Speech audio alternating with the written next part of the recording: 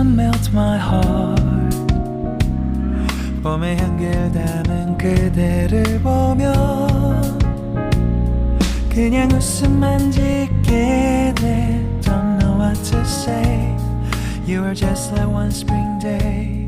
설레임을 주는 걸.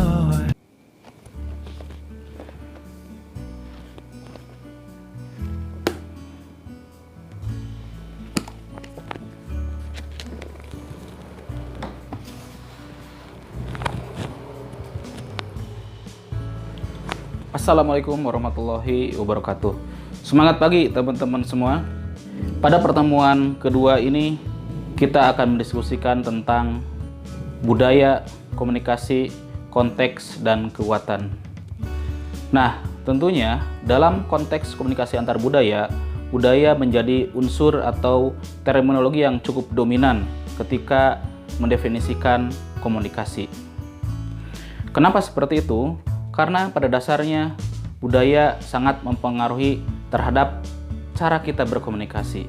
Budaya juga mempengaruhi bagaimana persepsi seseorang. Yang paling penting adalah tentang makna yang menjadi inti dari komunikasi.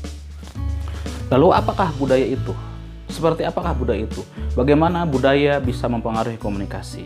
Sebelum menjelaskan tentang komunikasi antar budaya, kita bahas dulu tentang budaya. Apakah budaya itu seperti ini? Ataukah seperti ini? Atau mungkin seperti ini? Nah, kita akan coba mengeksplorasi beberapa definisi budaya yang akan saya rujuk dari beberapa ilmuwan budaya, termasuk juga ilmuwan. Teman-teman semua, budaya didefinisikan dengan banyak cara. Mulai dari pola persepsi yang memengaruhi komunikasi hingga kontestasi dan konflik. Nah, saya coba rujuk terlebih dahulu pengertian budaya dari Profesor Dr. Alo Liliweri. Budaya itu diibaratkan sebagai lensa. Ya, tentu kalau misalkan teman-teman pernah menggunakan lensa, kita memaknai apa yang kita lihat, kita memaknai simbol-simbol yang ada di depan kita itu berdasarkan yang ada di dalam lensa tersebut. Lensa tersebut bisa memperluas, bisa mempersempit. Lensa tersebut bisa memfokuskan juga. Nah, ini diibaratkan budaya tersebut sebagai bidikan lensa. Maka biasanya outputnya dari lensa itu bisa berbeda-beda. Tergantung apa yang kita lihat, tergantung sudut pandang dari lensa tersebut. Nah, yang paling umum, biasanya budaya didefinisikan sebagai hasil karya cipta dan karsa manusia.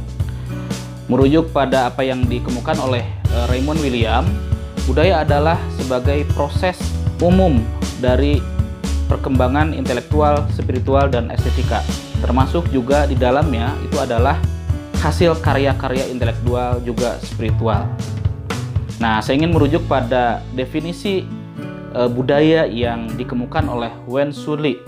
Dia mengatakan bahwa karena ada banyak begitu definisi tentang budaya yang dapat diterima dan karena ini adalah konsep yang sangat kompleks, maka kita harus mengenal budaya dalam interaksi kita sehari-hari. Nah, apa sajakah item-item budaya dalam interaksi kehidupan kita sehari-hari? Pertama, menurut Wen Shunli, itu adalah bahwa budaya merupakan usaha unik manusia. Nah, dalam konteks ini, budaya itu dibedakan dengan alam dan biologi. Sementara yang kedua, menurut Wen Shunli, budaya merupakan kehalusan tingkah laku.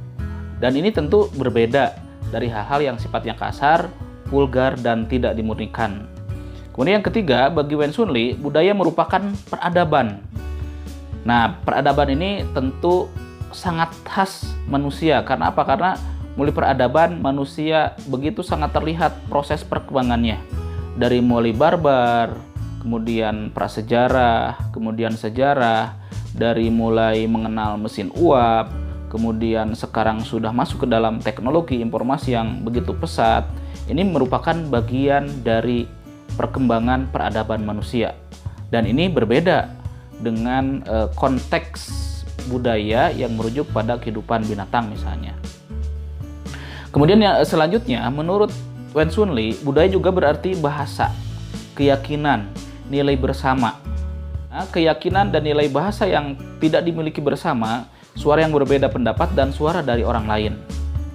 Kemudian selanjutnya Wen Chunli mendefinisikan bahwa budaya terkait dengan budaya dominan serta hegemonik. Dan ini berbeda dengan budaya yang sifatnya marginal. Dan terakhir, Wen Chunli menyatakan bahwa budaya merupakan pergeseran, ketegangan antara yang dibagikan dan yang tidak. Nah, ini tentu nanti konteksnya ada hubungan dengan kekuatan atau kekuasaan. Nah, ini beberapa hal yang terkait dengan item-item budaya yang dikemukakan oleh Wen Chunli, sehingga budaya sifatnya sangat luas ya, dari mulai usaha seseorang ya, atau usaha bersama dari satu kelompok orang, bisa individu, bisa kelompok, kemudian juga ada kaitan juga dengan tingkah laku, termasuk juga perkembangan yang sifatnya ekonomi politik, termasuk dalamnya adalah tentang nilai, keyakinan. Keyakinan itu bisa berasal dari keyakinan pikiran, bisa keyakinan dari keimanan, termasuk di dalamnya terkait juga dengan budaya-budaya yang sifatnya hegemonik dan marginal.